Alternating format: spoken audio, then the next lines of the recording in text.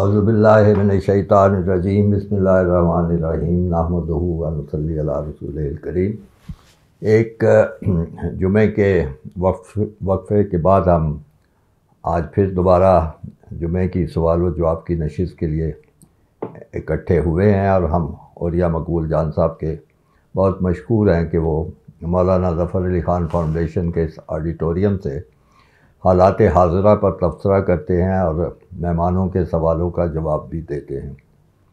आज की नशिस्त इस लिहाज से बहुत अहम है कि आप जैसे जानते हैं कि मुल्क में बहुत कुछ हो रहा है और हर तरफ हो रहा है और तकरीबन हर बंदे से कुछ ना कुछ हो रहा है। तो इस अहम मौजू पर आज औलिया साहब गुफ्तगू करेंगे कि हमारी अदालतों में क्या हो रहा है, हमारे सियासी हलकों में क्या हो रहा है और बाकी जो लोग इलेक्शन लड़ने वाले हैं मुख्तलिफ़ हलकों में उनके साथ क्या मामलात हो रहे हैं। तो इस लिहाज से ये नशिस्त बहुत ही अहम है। मुझे यकीन है कि आप बड़ी तवज्जो और गौर से ये सारी बातें सुनेंगे और अपने सवाल जवाब से ये मामलात की मज़ीद वज़ाहत भी हो जाएगी। बहुत शुक्रिया। नहमदुहु व नसल्ली अला रसूलिल करीम बिस्मिल्लाहिर्रहमानिर्रहीम रब्बि इश्रह ली सदरी व यस्सिर ली अमरी वाहलुल उक़्दतम मिन लिसानी यफ़क़हू क़ौली सदक़ल्लाहुल अज़ीम। हज़रात गिरामी, पाकिस्तान में गुज़श्ता तकरीबन एक हफ़्ते से एक ऐसी कैफ़ियत तारी है कि जिसके अंदर हर सोचने समझने वाला वो शख्स जो पाकिस्तान से मोहब्बत करता है, पाकिस्तान की अक़दार से मोहब्बत करता है, पाकिस्तान की रिवायात से मोहब्बत करता है और इस्लाम के बुनियादी तसव्वुर से मोहब्बत करता है कि इस माशरे को कैसे होना चाहिए, वो बहुत गमगीन है।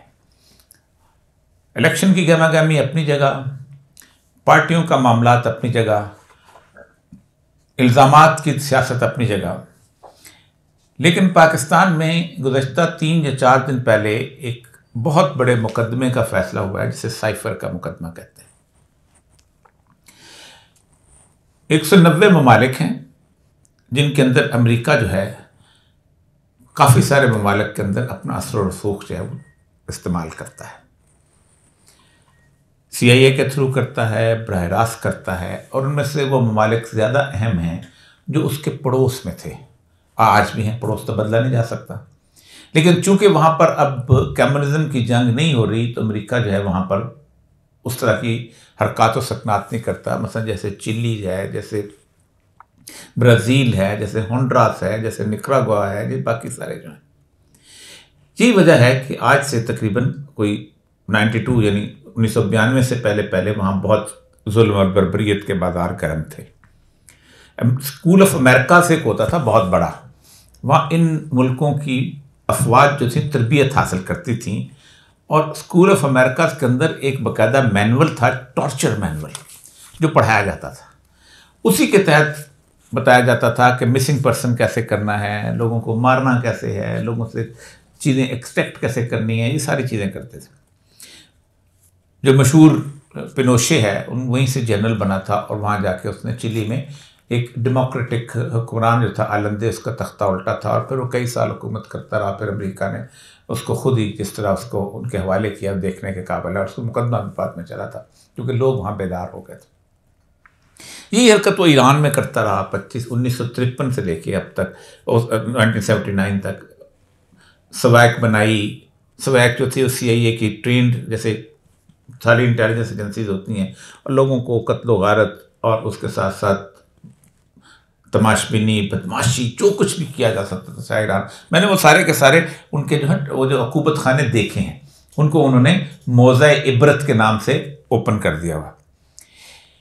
लेकिन कहीं पर भी आज तक अमेरिका खुलकर एक मुकदमे के अंदर वाज़े तौर पर फरीक के तौर पर सामने नहीं आया जो अभी हुआ है। मसलन पाकिस्तान में CIA अब ये क्लेम करती है कि जुल्फ़िकार अली भुट्टो और लियाकत अली ख़ान, इन दोनों की जो, और ख़ास तौर पे ज़ियाउल हक़, तीनों की जो गैर तबी मौत है उसके अंदर CIA का बाकायदा हाथ था, जैसे वो बाकी चीज़ों को क्लेम करती है। बेनज़ीर का अभी चूँकि वक्त नहीं आया, 35 साल बाद वो सिक्योरिटी पेपर्स आते हैं तो 35 साल के बाद वो पता चल जाएगा कि क्या था। लेकिन इन सारों के पीछे अमेरिका जो है नज़र नहीं आता था पब्लिकली। लियाकत अली खान को अब जाके पता चला कि अमेरिका के जो पेपर, सिक्योरिटी पेपर कैसे प्लान हुआ था, ये वहाँ से शिफ्ट कर रहा था रूस की तरफ। ज़ियाउल हक का था कि उसने वहाँ पर जिनेवा अकॉर्ड जो था उसके अंदर इनके खिलाफ किया था, उन्होंने उसको अपने रफील सफ़ीर को भी उड़ा दिया और ज़ियाउल हक को भी उड़ा दिया। भुट्टो के बारे में तो वो उसने कहा था will make you an example जो था उसका, और भुट्टो ने तकीद भी की थी ये एक कंस्पिरेसी है, लेकिन भुट्टो के भी उन्होंने एक मुकदमा नवाब मोहम्मद अहमद खान के कत्ल का उस पर लगाया। इमरान खान का वाहिद मुकदमा है जो पाकिस्तान की गैरत व हमीयत बमुकाबला अमरीकी इन्फ्लुएंस है। इस मुकदमे में एक फरीक ये कहता है कि अमेरिका ने जो कुछ हमें कहा वो हक बजानब था, वो जायज़ था, हम उसका एहतराम करते हैं। और दूसरा फरीक ये कहता है कि अमेरिका ने हमें धमकी दी, हम इस धमकी को नहीं मानते। अमेरिका की पूरी दुनिया के अंदर 1947 के अंदर CIA बनी है, इतना वाज़ेह मुकदमा कभी आज तक नहीं आया जितना पाकिस्तान की तारीख में मुकदमा आया। मुकदमे के अंदर यही लिखा है ना कि अमेरिका की धमकी को एक शख्स ने अवाम को बता दिया। ये उसके इंटरसेप्ट मेरे सामने उसका पूरा का पूरा डॉक्यूमेंट मौजूद है। दुनिया का एक एक बंदा अब इस डॉक्यूमेंट को जानता है कि अमेरिका ने क्या धमकी दी थी, कैसे धमकी दी थी, क्या की थी। लेकिन पाकिस्तान के अंदर अमेरिका को तागूत कहने वाले भी खामोश हैं, अमेरिका को जालिम और जाबर कहने वाले भी खामोश हैं, और वो लोग जो कि गुज़श्ता कई सालों से अमेरिका के हवाले से समझते थे कि पाकिस्तान की पॉलिसीज गलत, खामोश हैं। ऐसा क्यों हो रहा है? एक केस तो ये है कि जो आपके सामने है कि जिसको अमेरिका जो है वो उसके बारे में अब तो दो राय नहीं रह गई। कहीं पर भी आप देखें, पिनोशे का केस चलाया, करप्शन का केस चलाया, उठा के उसको बंद कर दिया। वो भागा हुआ था, अमेरिका ने कान से पकड़ के उसको भेज दिया। मार्कोस से जी भर गया, फिलीपीन से उसको उठाया, पनाह दे दी, लेकिन वहां उसको करप्शन का केस चलाते रहे, उसको बदनाम करते रहे। शाह ईरान को जब निकाला, पूरे दुनिया के अंदर अमेरिका ने उसको पनाह नहीं लेने दी। हालत ये थी कि 60 मंजिला इमारत उसकी, पेरिस शहर के अंदर एक ही इमारत थी, बहुत बड़ी इमारत है उसकी, उसको वापस नहीं दी। बेटा गया, उसने कहा मेरे बाप की जायदाद है। उन्होंने कहा बाप तुम्हारे में कमाई कहां से, बताओ, ये तो बताओ। ये सब कुछ था, लेकिन अमेरिका कभी इस तरह ये नहीं हुआ कि हम, यानी ये बिल्कुल ऐसे है कि एक गुंडा मोहल्ले का वो आपकी बेटी को छेड़े, उसको तंग करे और उसको कहे कि मेरी बात नहीं मानी तो मैं तुम्हें उठा के ले जाऊंगा, और एक उसका भाई खड़ा होकर कहे कि इस बेटी को छेड़ा जा रहा है, मैं बता रहा हूं छेड़ा जा रहा है, और आप उस भाई को मुकदमा चला दें। एग्जैक्टली ये मुकदमा ये है। अगर तुमने मेरी बात नहीं मानी तो मैं इस लड़की को उठा के ले जाऊंगा, और वो शख्स खड़ा हो जाए। इसलिए एक तो पाकिस्तान में कोई भी जीरू शख्स अगर ये समझता है कि ये मुकदमा जो है ये पाकिस्तान की बका का मुकदमा है, पाकिस्तान का ये मुकदमा दो बुनियादी चीज़ों के दरमियान है। एक, ये मेरे सामने ऑफिशियल सीक्रेट एक्ट 1923 का है, इसके तहत चला है, और दूसरा ये अमेरिकन CIA के तहत, ये ब्रिटिश था। ये 1923 का ऑफिशियल सीक्रेट एक्ट ये कहता है कि इस बरसगीर पाक व हिंद के अंदर ये 5 लाख लोग जो है ना, जो फौज है, सियासतदान हैं और सिविल ब्यूरोक्रेसी है, ये ईमानदार हैं, ये महब्बे वतन हैं, बाकी 30 करोड़ लोग यहाँ गद्दार हैं। और जब तक वो ये अपनी गद्दारी को साबित नहीं करते महब्बे वतन, वो गद्दार है हमारे नजदीक। यही वो ऑफिशियल सीक्रेट एक्ट है। हमें ही हक हासिल है इस मुल्क के अंदर किसी सीक्रेट को देखने का, किसी बात को महसूस करने का। तो ये मसला है। दूसरी, बहुत तफसील से तो बात कर चुका हूं कि पाकिस्तान में किसी भी किस्म का सीक्रेट जो है उसको अवाम को बताने का हक सिर्फ एक शख्स को आइन देता है, और उसका नाम है वजीर आजम पाकिस्तान।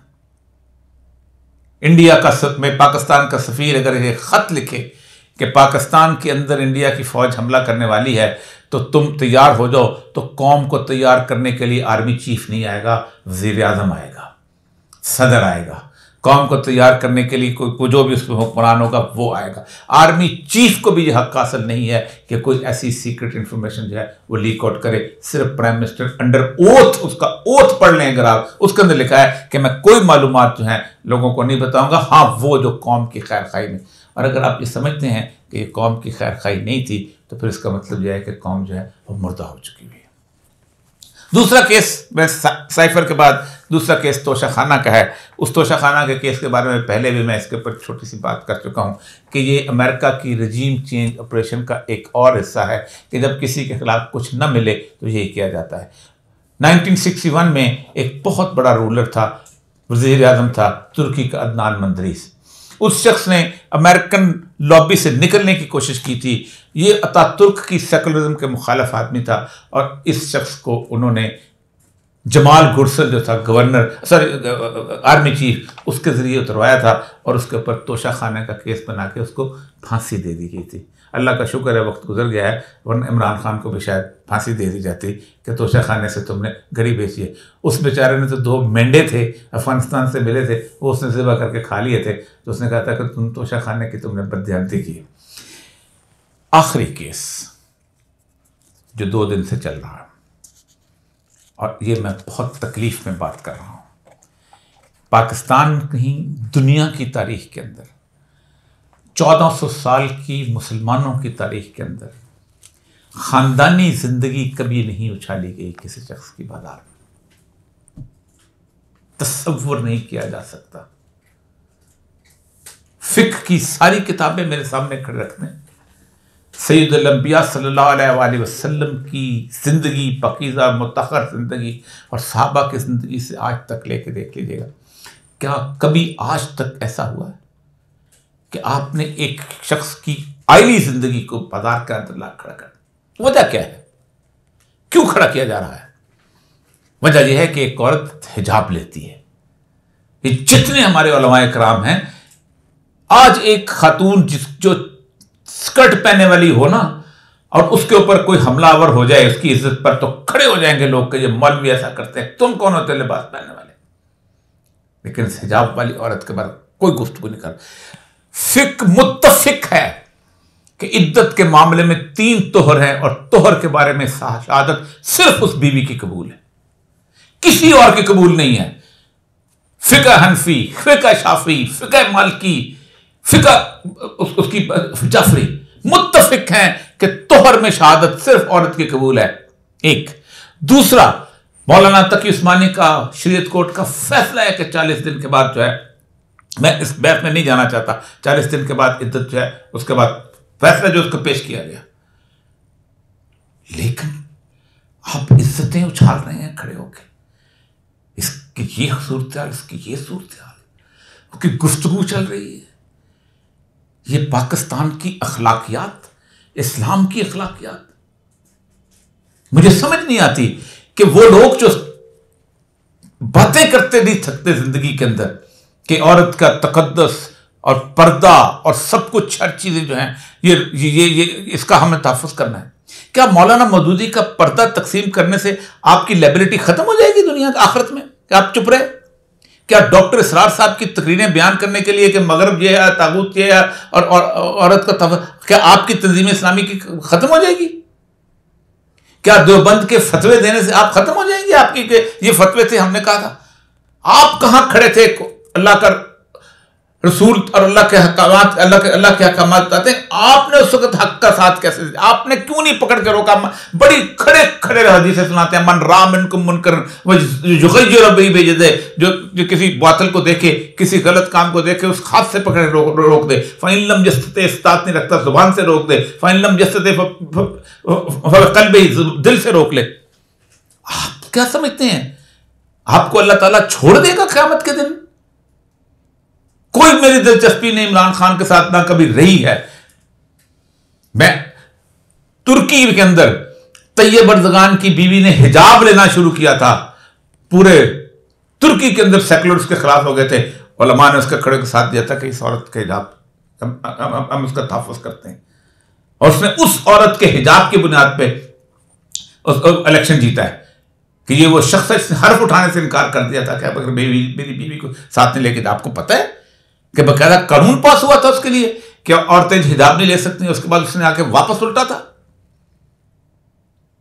तुम लोगों को सियासत और तुम लोगों को जाती जो है तसव्वुर इस तरह का। और मुझे तो आज सच्ची बात है कि मैं इन हमारे तमाम लोगों से, इनसे ज्यादा आज ये जज जिसने इस्तीफा दिया है, मुझे उसका इस्तीफा पढ़ने के लिए और उसके अशार पढ़ने के ऊपर, उसके बाद सवाल जवाब के नशिस्त शुरू करते हैं। उसका इस्तीफा इस काबिल है कि वो शख्स जो है उसकी इज्जत की जाए। उसने कहा है और उसकी गुफ्तगू भी बताती है कि उसने जो गुफ्तगू की है वो कमाल किया। ये शख्स जो हैं इन्होंने इस्तीफा दिया है और ये जज हैं, इनका नाम है जस्टिस शाहिद जमील खान, और इन्होंने अपने ट्वीट भी किया है और उसके साथ साथ उन्होंने अपना ऑडियो मैसेज भी भेजा है।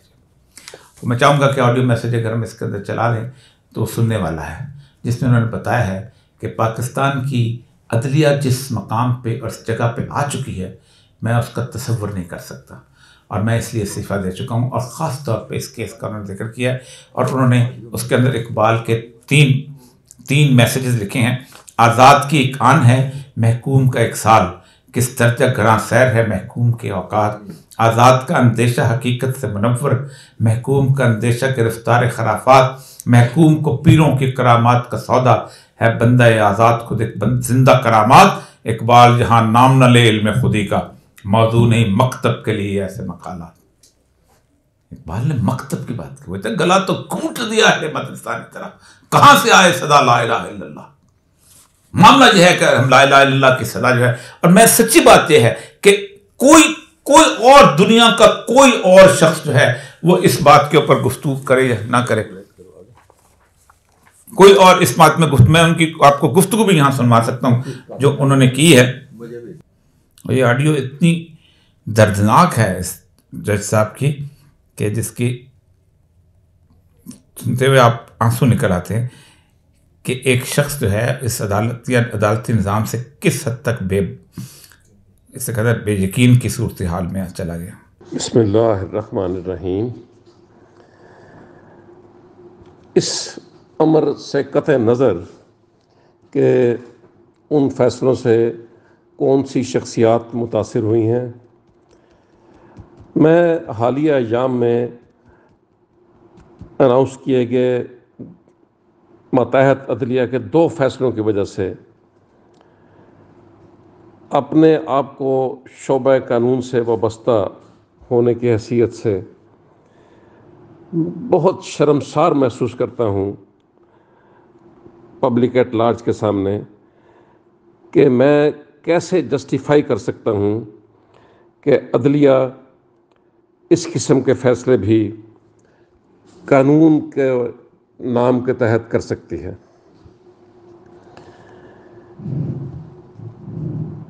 बज़ाहिर मुझे जो नज़र आती हैं वजूहात इन फैसलों के पीछे इस पस मंज़र में, वो ये हो सकती हैं कि या तो वो हजरात जो जज की कुर्सी पर बिठा दिए गए हैं नालायक हैं, नाअहल हैं, या कानून की अब्दत से भी वाकिफ़ नहीं हैं, या फिर वो किसी दबाव का शिकार हैं। इन तीनों में से अगर कोई भी वजह पाई जाती है तो ऐसा कोई शख्स भी जज की कुर्सी पर बैठने का अहल नहीं हो सकता।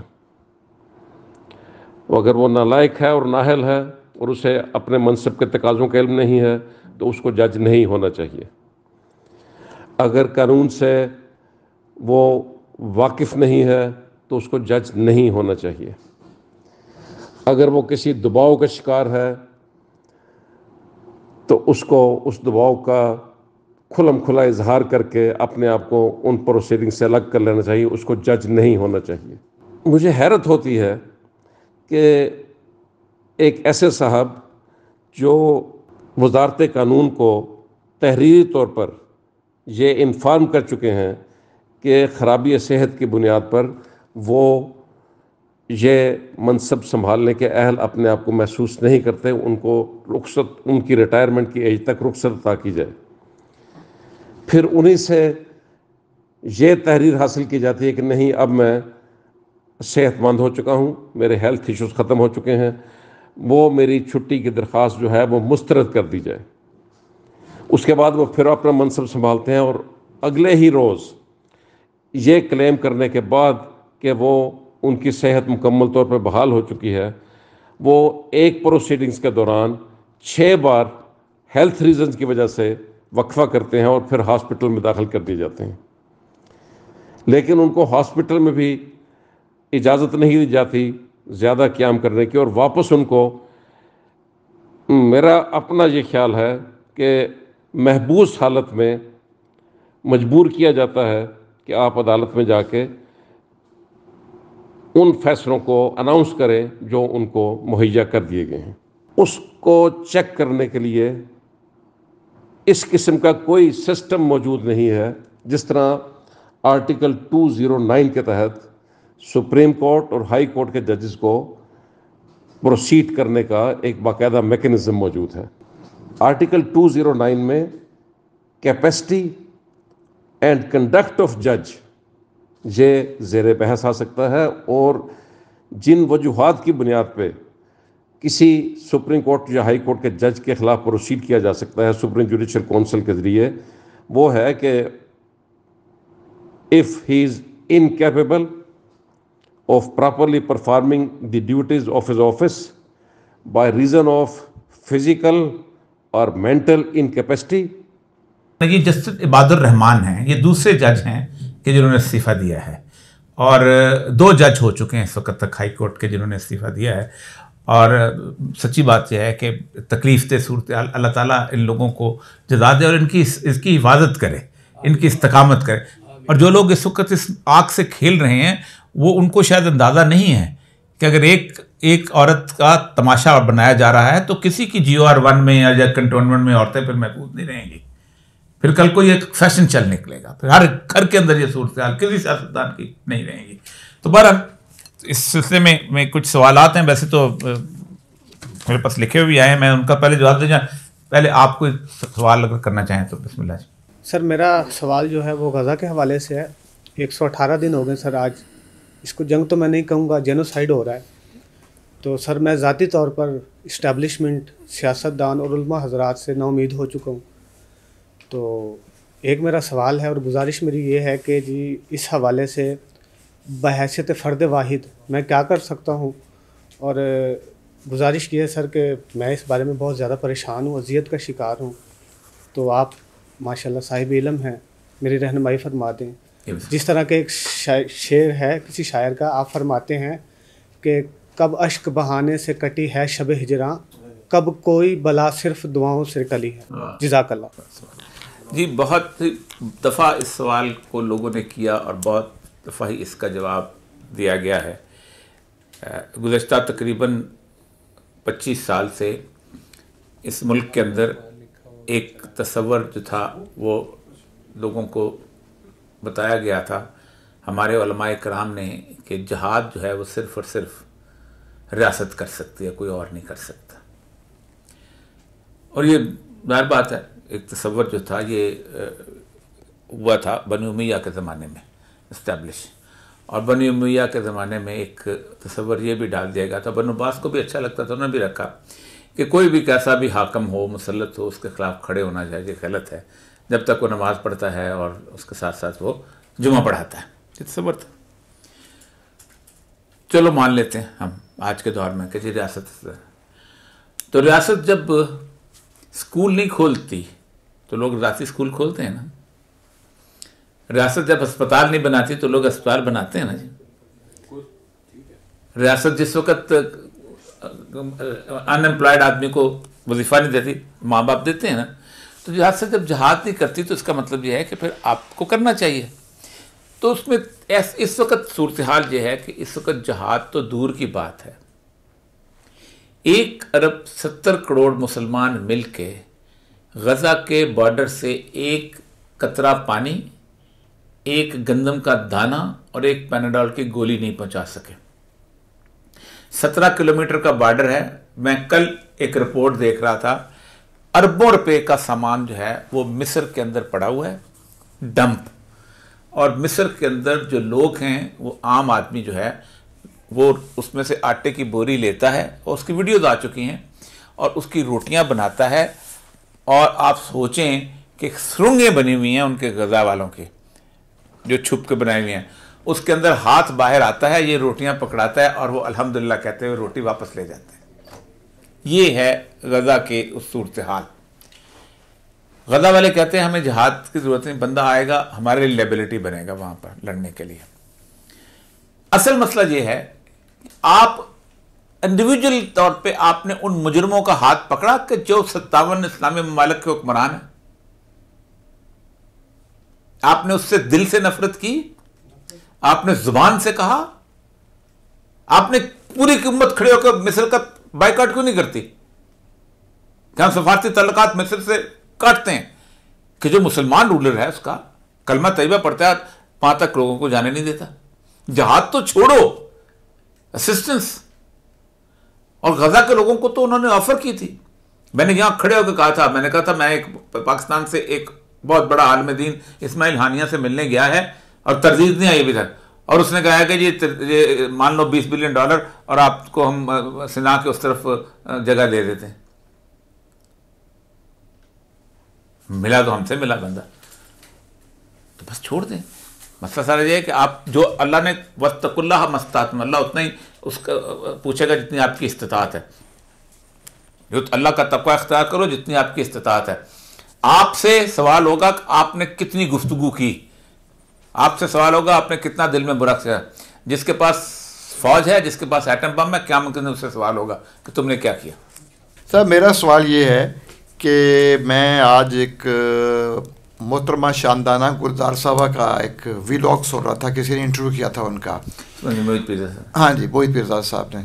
उस पर उन्होंने बताया कि एक एम्बेसी जो है, गैर मुल्की एम्बेसी जो है, किस तरह उनको बुला के मार्च 2022 में अपनी पार्टी वफादारियाँ चेंज करने का कहती है। मतलब हम हैरान हो जाते हैं कि 2 सफारत खानों ने कितना खुल्लम खुल्ला हमारे मामलात में मुदाखलत की, धमकी दी, साजिश की, सब कुछ किया, हमारी कोई सोवरेंटी नहीं है। देखिए शानदाना गुलजार साहब ने ये 2022 में बताया था, और इसके ऊपर बकायदा इमरान खान ने प्रेस कॉन्फ्रेंस भी की थी, लेकिन हम तो खा जाते हैं। पाकिस्तान के अंदर इसका तमाम तबकात मैं सच्ची बात है कि बिल्कुल गिरावट का शिकार हो चुके हैं। पाकिस्तान का जो मीडिया है इस वक्त मुकम्मल तौर पर बिका हुआ है। उसकी वजह यह है कि मीडिया को उन्होंने ख़रीदा बड़े महंगे दामों से, है ना। अब कोई एक बंदा अगर 70 लाख रुपये महीने की तनख्वाह लेता है वो छोड़ेगा, कोई 50 लाख लेता है वो छोड़ेगा, कोई 40 लाख लेता है, कोई 35 लाख लेता है छोड़ेगा, 60 लाख। यानी आप सोचें कि तमस ये शानदाना गुलजार की बात चलवा सकते हैं किसी मीडिया के ऊपर? नहीं चलवा सकते। ये बात ये जो साइफर का जो केस है, असल क्या था, ये चलवा सकते हैं? साइफर के कंटेंट चलवा सकते हैं उसके ऊपर, जिसके ऊपर मुकदमा चला है वो चलवा सकते हैं। दुनिया पूरी ये इंटरनेशनल प्रेस पूरे का पूरा साइफर जो है, ये आप देखें, ये मुकम्मल तौर पे उसकी साइफर की ओरिजिनल जो उसकी वो थी वो नजर आती। अच्छा, फिर सबसे बड़ी बात यह है कि साइफर जो है जब उसको तर्जमा कर दिया जाता है तो वो कॉपी बन जाता है। और मैं पहली दफ़ा सुन रहा हूँ, मैं भी सरकार के दफ्तर में रहा हूँ, खालिद साहब भी रहे हैं, क्या कभी फाइलें जो हैं वो डिप्टी कमिश्नर अपने पास रखता है, प्राइम मिनिस्टर रखता है, वज़ीर आला रखता है, कस्टोडियन उसका होता है, उस कस्टोडियन के पास फाइल होती है, उसके बाद कि जी फाइल तुम्हारे पास थी, तुम इस पर ज़ाहिर सी बात पे हुई है ना कि तुम साइफर तुम्हारे पास था, तुमने वापस नहीं किया। और उसने खड़ा होकर कहा, उसने कहा ये साइफर जो था ये मैंने उसके नोट्स बनाए थे, ये मैंने कागज़ उसको लहरा दिया था, ख़त्म। और नोट्स में इसलिए, और ये कमाल की बात, ये इंटरसेप्ट कहता है मैंने पाकिस्तान से ये साइफर किसी सिविलियन से नहीं लिया। ये भी उसने कहा है कि मैंने किसी सिविलियन अथॉरिटी से नहीं लिया, पाकिस्तान की एस्टैब्लिशमेंट के लोगों में से लिया, किसने मुझे दिया। अच्छा जी, ये 2-3 सवाल फिर इंशाअल्लाह। पहले, जमात इस्लामी के लोग पढ़े लिखे और बाशऊर हैं, फिर क्या वजह है कि इस मुल्क में सियासी कामयाबी हासिल नहीं कर पाते? इसकी वजह माशरे का बेशऊर और करप्ट होना है, ये इस्टेब्लिशमेंट के साथ उनकी डील ना होना है। पहली बात है कि मैं बिल्कुल इस बात से मैंने इनकार करता हूँ कि जमात इस्लामी के लोग जो हैं वो पढ़े लिखे और बाशऊर हैं। तो मैं खुद जमात इस्लामी में रहा हूँ और मैंने उनके साथ उम्र गुजारी है, मैंने उनके साथ जेलें काटी हैं। पहली बात है कि पढ़े लिखे उनसे कहीं ज़्यादा पढ़े लिखे माशरे के अंदर बहुत ज़्यादा मौजूद हैं, और क्या उनके बाशऊर होने का भी सनद दी जा सकती है। हाँ, जमात इस्लामी के लोग जो हैं उनके अंदर एक मौलाना मौदूदी जो थे उनकी एक फ़िक्र जो थी वो पाई जाती है, उसको लेके चलते हैं तो काफ़ी है। कम आप मुझे बताइए कि पाकिस्तान में बाकी जमातों में से कौन सा बाशऊर आदमी है कि वो आगे आ सका है। जितने भी बाशऊर पढ़े लिखे होते हैं वो उनको सेनेट के ज़रिए लेके आते हैं। आप मुझे बताइए बेनज़ीर कभी आपने किसी पढ़े लिखे बंदे को जितवा सकी है? वो भी हमेशा करती ये है कि उसे पढ़े लिखे यहाँ तक कि अपना सागडार जो है वो थोड़ा बहुत जो पढ़ा लिखा है उनमें से उसको भी वो सेनेटर लेके आते हैं, इलेक्शन नहीं लड़वा सकते उसको। तो ये तो खैर मजाक तमाम तर। दूसरा सवाल, ज़्यादातर मजहबी हल्के वोट देने को खिलाफ वशीर करार दे रहे हैं, इस बारे में बाकायदा फतवा मौजूद है, आपकी इस बारे में क्या राय? देखिए, पहली बात तो ये है कि ये वोट देने के बारे में एक तस्वर जो है बड़ी शुरू से पाया जाता था। सबसे ज़्यादा मुखालफत जो है ना अल्लामा इकबाल ने की है ना जमहूरियत की। जमहूरियत एक तर्ज़ हुकूमत है कि जिसमें बंदों को गिना करते हैं, तोला नहीं करते। तूने क्या देखा नहीं, मगरब का जमहूरी निज़ाम, चेहरा रोशन अंदरों चंगेज़ से तहरीक तर, और भी बहुत सारे उनके हैं। उनके फ़ारसी का तो वो मशहूर है, गुरेज़ अज़ तर्ज़ जमहूरी गुलाम पुख्ता कारिश हो कि अज़ मक़सद सदक़र फ़िक्र इंसानी नमी आई, कि 200 गधों के दिमाग से इंसानों की फ़िक्र नहीं। लेकिन उनको पता था कि अंग्रेज़ से लड़ने के लिए और कोई मैदान जंग है ही नहीं सिवाय इसके। 1926 में अल्लामा इकबाल ने इलेक्शन लड़ा था ना, 1924 में इसी शहर में लड़ा था ना, इलेक्शन जीता था। उन्होंने कायद आज़म का साथ दिया था, कायद आज़म तलवार लेके निकले थे जहाद का। उनको पता था सिस्टम से रखने के रास्ता ही और है। जब तुम बरसत इक़्तिदार आ जाओगे तो उस वक्त बरसत इक़्तिदार आ जाना। असल में मसला पता क्या है कि बुनियादी तौर पर हम मुख्तलिफ़ किस्म की जमातों को, मैं उस दिन भी एक साहब से कह रहा था, ये जमाती ज़िंदगी रसूलुल्लाह सल्लल्लाहु अलैहि वसल्लम ने इख्तियार की। मैंने कहा मुझे ये बताएं नबी वसल्लम ने जमाती ज़िंदगी कब इख्तियार की? जब मदीना की रियासत उनके पास आ गई थी। उससे पहले कोई वक्त थी? सारे का सारा तो इवन जो ट्रांसफ़र भी हुआ है उस वक्त भी रियासत मौजूद थी। ये जो मुख्तलिफ़ किस्म की जमातें बनाना है ये तफरीका है बुनियादी तौर पर, और इसी की बुनियाद पर वो अपने आप पर चलते हैं, अपने आप उनको आगे लेके चलते हैं। अच्छा, how can we convince our parties and other elders that the basic aim of Islam is to establish Islamic state political system and to implement hududullah in the society country? देखिए, ये लंबी बात है। मसला ये है कि आपको कन्विंस होता है ना होता है आपका मसला नहीं है। रसूल अकरम सल्लल्लाहु अलैहि वसल्लम को कहा गया लस्ता अलैहिम बिमुसैतिर, हमने तुम्हें कोई दारोगा बना के नहीं भेजा, बात पहुँचा दो। पैगम्बरों की भी जिम्मेदारी वमा अलैना इल्लल बलाग, खोल खोल के बता दो, बस ख़त्म। यही वजह है कि क़यामत दिन हज़ारों पैगम्बर ऐसे होंगे जिनके पीछे एक भी उम्मती नहीं होगा। वो फेल तो नहीं हो गए, उनसे ज़्यादा कामयाब। बात पहुँचानी है, कन्विंस करने की ज़रूरत नहीं है। हो जाए तो हो जाए, कन्विंस करना अल्लाह ताला है। वो जो सारे फतवे में जो हम पढ़ते हैं, उसमें खुतबे में पढ़ते हैं, मान याद अल्लाह फ़ला मुदल्ल वनजुदुल्फ़ला हादी अल्लाह, जिसको अल्लाह हिदायत दे उसको गुमराह को नहीं कर सकता, और जिसको अल्लाह गुमराह करे उसको हिदायत को नहीं दे। तो ख़त्म होगी बात ना, आपकी बात तो बात पहुँचाना। बिकॉज अच्छा जी, मेरा सवाल यह है कि मेरे हल्के में एक बंदा है, 5 वक्त का नमाजी है, तहज्जुद भी पढ़ता है, गरीबों के लंगर खाने भी बनाए, उनकी मदद भी करता है, सिर्फ अपने मानने वालों का साथ भी देता है और गैर मुसलमानों से इस्लाम की बात भी करता है, पर शराब बेचता है और कहता है शराब बेचने में मेरी मदद करो ताकि मैं इस हल्के के लोगों के लिए ये सब नेक काम कर सकूं। तो क्या उसकी इतनी अच्छाइयाँ देखकर मुझे उसकी शराब बेचने में मदद करनी चाहिए? अगर आपका जवाब नहीं है तो फिर इस मौजूदा गैर शरई तागूती जमहूरी निज़ाम के खान साहब समेत किसी भी जमहूरी लीडर को वोट देना हम मुसलमानों के लिए कैसे जायज़ है? क्योंकि अल्लाह ने कहा है कि पाकिस्तान समेत पूरी कायनात की हैसियत अल्लाह के नज़दीक छोटी उंगली पर लगे पानी जितनी भी नहीं, तो फिर हम मुसलमान किस दलील पर इन गैर शरई जमहूरी लीडरों को वोट दे सकते? पहली बात तो ये है कि शराब बेचना और इन सारे अफ़ाल का इस सारे बहस के अंदर मुझे कुछ तुक समय एक बात आप करते, कोई भी माशरा जो है वो मुकम्मल तौर पे उस वक्त तक पाक नहीं होता जब तक एक पूरे माशरे के अंदर एक निज़ाम नाफिज नहीं हो जाता। रसूल अकरम जब मदीना में आए थे तो कुरान की कितनी सख्त आयत है, ला तत्तखिज़ू यहूद व नसारा औलिया, कि यहूद और नसारा को अपना दोस्त न बनाओ। हज़रत अली एक यहूदी के बाग में मुलाजमत करते थे, और एक पानी डोल लाने के लिए उनको एक खजूर मिलती थी और 16 खजूरें वो लेके आते थे, 8 खुद रखते थे, 8 रसूल अकरम सल्लल्लाहु अलैहि वसल्लम को देते थे। तो क्या कुफर का फतवा लगेगा हज़रत अली पे कि यहूदी के बाग में मुलाजमत करते थे? क्या आपके वोट ना देने से अगर एक शख्स कहता है कि मैं इसको तब्दील कर सकता हूं, तो क्या मुसलमान पाकिस्तान में शराब बेचना बंद हो जाएगी? मैं वोट की बात नहीं कर रहा, मतलब ये आपने क्या किया, आप अपनी जिम्मेदारी उठाएं, ना दें वोट। आपने शराब रोकने के लिए क्या किया, कितने लोग खड़े हुए? ये बुनियादी तौर पर एक तसव्वुर बना लिया गया है कि जनाब एक अपनी किसी पार्टी को डिफेंड करना है। पाकिस्तान में कोई मस्जिद ऐसी नहीं है जिसका मार्बल जो है उस पैसे से न लगाया गया हो जिसमें सूद दिया गया है। कोई मिंबर ऐसा नहीं है जिसने जो बनाओ जिसमें सूद नहीं दिया गया। तो मौलवी हराम हो गया, मस्जिद हराम हो गई। कौन से ऐसे बताए मुझे शख्स है जिसने बैंक के अंदर अकाउंट्स नहीं है? शराब के बारे में तो अल्लाह का हुक्म ही कोई नहीं। वहां तो कहता है हर बम मिन अल्लाह व रसूल ही, अल्लाह उसके रसूल से जंग है।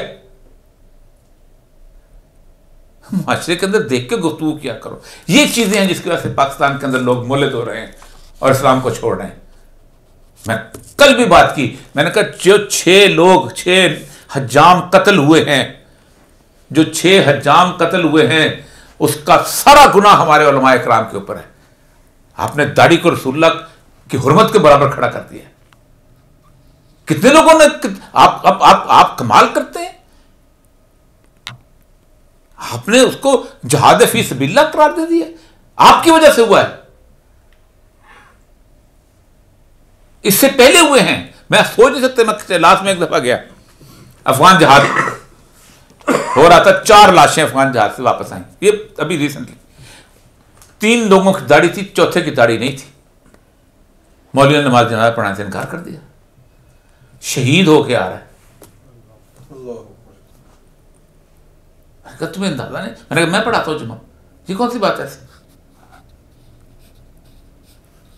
लेकिन तुम लोगों ने कमाल करती है यार इस माशरे का। 25 लाख मुल्लिद हो गए तुम लोग की वजह से।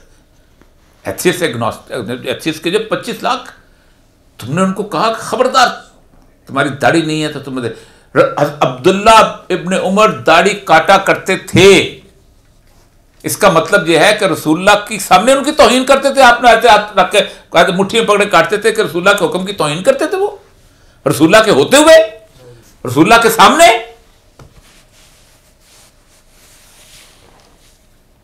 ये मसला है जिसकी वजह से हम लोग आज तक फंसे हुए हैं।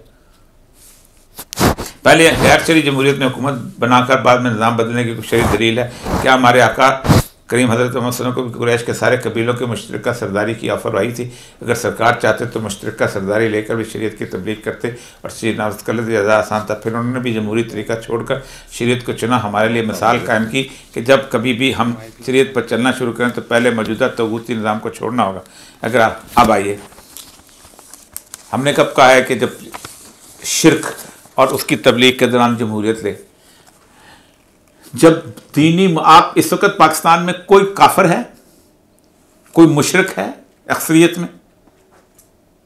जब हज़रत उमर रज़ियल्लाहु ताला अन्हु की शहादत का वक्त करीब आया तो उन्होंने 6 लोगों की कमेटी बनाई थी, सबको पता है। उस 6 लोगों की कमेटी में कहा था कि अब्दुल्ला इब्ने उमर जो है ना, इसको खिलाफत नहीं देना, यानी मुफ्ती महमूद के बेटे को अमारत नहीं देना। यह फैसला कर दिया था उन्होंने। खा कितना भी आलम, अब्दुल्ला इब्ने उमर से ज्यादा रसूलुल्लाह की सुन्नत में अमल करने वाला कोई शख्स था कि जिनके बारे में कहा जाता है कि अगर उनको रफा आ जाती थी तो रुक जाते थे। कोई एक जगह थोड़ी दूर से रसूलुल्लाह ने यहां पर रफाजत की थी। इस सतह को शख्स खबरदार इसको न जाना क्योंकि मेरा बेटा है। किस किस के बड़े लोगों का बेटा जो है आजकल अमीर नहीं बना हो। उसके बाद अब्दुर्रा बिन औफ जो थे वो उन्होंने कहा मैं नहीं लेता हूँ। साद बिन वकास, पीछे कौन रह गए थे? हज़रत उस्मान और हज़रत अली। क्या हुआ था? अब्दुर्रा बिन औफ को कहा गया था जाओ मदीना की गलियों में घूमो और राय लो, और उन्होंने कहा था लोगों ने उस्मान पर वजन दिया है। ये वोटिंग नहीं है तो और क्या है? जब माशरा बन जाए तो राय की सबसे बड़ी अहमियत है। अम्रुहुम शूरा बैनहुम, वो लोग हैं जो मशवरे से आगे चलते हैं। और यह सब आपके साथ बैठे हुए मैंने सवालात सुनता रहता हूँ। महसूस ये होता है कि इनफरादी तौर पर हमारे जो अक्सर यहाँ लोग आते हैं और इन मसाइल में दिलचस्पी लेते हैं, वो बड़ी फ़िक्रमंदी का शिकार हैं। और कई दफ़ा आपसे ये सवाल पूछा गया है कि हम क्या करें गज़ा के हवाले से और पाकिस्तान में जो हालात हैं उनके हवाले से। अब ये तो आपने ठीक फरमाया कि हर एक अपनी इस्तिताअत के मुताबिक अमल का पाबंद है, लेकिन जब सारे ये लोग जिनको ये फ़िक्रमंदी है वो कोई इज्तमाई तौर पर इसके बारे में लाया अमल तय कर लें या कदम उठाना चाहें, तो उसके लिए उनको यकीनन ना सिर्फ रहनुमाई की ज़रूरत है बल्कि किसी आप जैसी शख्सियत की ज़रूरत है कि वो उनका हाथ पकड़े और इज्तमाई तौर पर इस बारे में कुछ काम किया जाए। मेरा ख़्याल है सवाल पूछने वालों के ज़हन में भी यही बात होती है। तो आप अपनी जो इस्तिताअत है, आपकी एक आम बंदे से मेरा ख्याल ज़्यादा है, तो आप उसकी ज़िम्मेदारी कैसे अदा कर रहे हैं?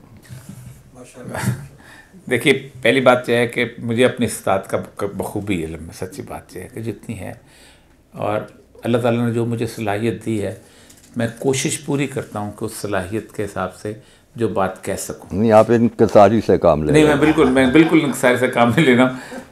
वो इकबाल का जो शेर है ना कि अपना कहता हूँ वही बात समझता हूँ, जैसे हक न अबला मस्जिद न तहज़ीब का फर्जन, अपने भी खफा मुझसे हैं बेगाने बिना खुश, मैं ज़हर हिलाहल को कभी कह ना सकाता। मैं दिल से दर्दमंदी से बात कर रहा हूँ। आज मैंने बड़ी दर्दमंदी, मैंने कम से कम गुज़श्ता 2-3 साल से बहुत खामोशी से मैं इस बात का था कि ये हमारे मैं उलमा के ख़िलाफ़ इसलिए बात नहीं करता हूँ कि ये बात फिर लोग लेके उछलते हैं, फिर दीन के ख़िलाफ़ चले जाते हैं। क्योंकि जो बंदा इस्लाम के ख़िलाफ़ बात नहीं कर सकता वो मौलवी के ख़िलाफ़ बात करता है। लेकिन मेरा मौलवी बड़ा सादा है, जो गांव के अंदर बैठा हुआ, सुबह सवेरे 5 बजे अज़ान देता है, फजर में ठंडे पानी से वज़ू करता है, 5 वक्त, आज तक उसने नमाज लेट नहीं होनी, बड़े कमाल। लेकिन मैं उसकी लीडरशिप से, मेरा गिला लीडरशिप के साथ है। मेरा उससे है कि जो अपनी मदरसे में कुरान पढ़ाने वाले को 25,000 तनख्वाह देता है और मोहतम जो है वो लेक्सस में घूम रहा होता है, तो वो बहुत फ़र्क है। यही सूरत है। हमने जिन लोगों को देखा है वो बड़े अजीब हो गए। ये जो जवाल आया है ना जी, ये सब जगह बेहक वक्त आया है। इस जवाल को जब तक आप नहीं रोकेंगे नहीं हो सकता। मैं आज भी बताता हूँ, ये जो इस वक्त केस चल रहा है, इसके ऊपर पूरी की पूरी उम्मत को हर बात छोड़ के खड़े हो जाना चाहिए। अल्लाह ताला हमें किसी न किसी तौर पर बात करे। तो सर मैं तो हाज़िर हूँ, सच्ची बात यह है। लेकिन हम तो एक 3 दिन की यात्रा भी करके आ गए हुए हैं, तो उससे मुझे लगता है अल्लाह ताला ने उतनी यात्रा करवानी थी जितनी मेरी इस्तिताअत थी। तो लेकिन उसके बावजूद भी मैं समझता हूँ मैं कम कर रहा हूँ। बात आपकी बिल्कुल ठीक है। मैं बिल्कुल अपनी सलाहियतों को जो अल्लाह से भी कम कर रहा हूँ। अंदर के खौफ भी होता है, अगरचे कि मेरी कोई मसला नहीं, मेरे सारे बच्चे जो है पढ़ आ गए हुए हैं, मैं और मेरी बीवी हैं। लेकिन मेरी बीवी की भी अपनी कमज़ोरियाँ हैं, उसकी भी अपनी एक होती है, हर औरत की होती है कि वो एक बुढ़ापा सुकून से गुजार। 68 साल मेरी उम्र है इस वक्त, तो उसके अंदर अल्लाह ताला जितनी भी तौफीक दे, लेकिन करना चाहिए, वाकई मुझे करना चाहिए। और ज़ाहिर बात है आजकल तो मसला यह है कि अगर आप ग्रुप बनाएंगे तब मसला है। और सबसे आम बात कि मेरी सारी तगदो और कोशिशों का एक नतीजा है, और वो नतीजा मैं आपको बताता हूँ। मैं अमेरिका, बरतानिया और यूरोप के 29 ममालिक में बैन हूँ। मुझे किसी जगह इजाज़त नहीं जाने की। मैं पाकिस्तान की तमाम सेकुलर लिबरल यूनिवर्सिटियों में बैन हूँ, मुझे आने की इजाज़त नहीं। मैं पाकिस्तान के तमाम मीडिया पे बैन हूँ, मुझे किसी टीवी चैनल पे आने की इजाज़त नहीं। मैं पाकिस्तान के तमाम अखबारात में बैन हूँ, मुझे किसी अखबार के मेरे एक लफ्ज़ छापने की इजाज़त नहीं। तो ये तमगे कम से कम मेरे सीने पर सजे हुए ज़रूर हैं। वाखिर दाना।